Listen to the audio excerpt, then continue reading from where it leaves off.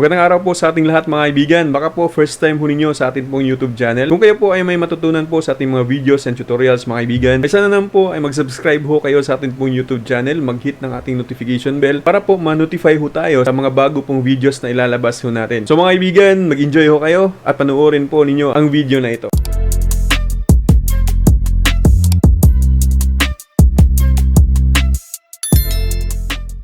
Mga kaibigan, magandang araw ho sa inyong lahat. Babahagi ko lamang po sa inyo mga kaibigan kung gaano po kasimple sa pag-activate ho ng Easy Wi-Fi license. Ginawa ko po ang video na ito kasi po marami din po ang nagtatanong bakit daw po hindi po agad ma-activate yung pong license nila sa Easy Wi-Fi.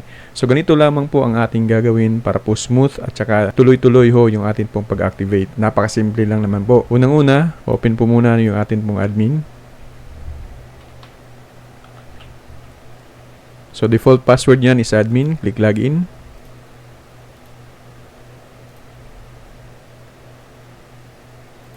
So, lagyan ko muna mga kaibigan ng credit admin. Lagyan natin ng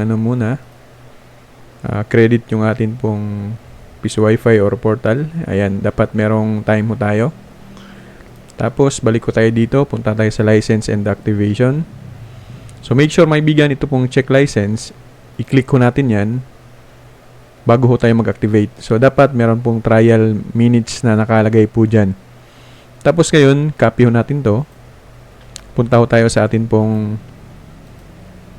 ililink ho natin dito sa atin pong account. Click lamang yan. Tapos, paste ho natin. Click submit. Wait lang natin na magiging successful po yan mga kaibigan. Okay, so successful ho tayo. Click OK. Balik tayo mga kaibigan. Tapos, i-check license ho natin. Ayan mga kaibigan, nakita ho ninyo. Diretso po mga kaibigan na license ho natin. So, hindi po siya hassle at hindi po siya matagal na ma-activate ho yung ating license or atin pong Piso Wi-Fi kung tayo po ay nasa tamang pamamaraan sa atin pong pag-activate ng ating mga license. So, ganun lamang po ka-easy mga kaibigan ang pag-activate po ng license ng Easy Wi-Fi software. Yun lamang po mga kaibigan. Magandang araw sa inyong lahat and God bless us all.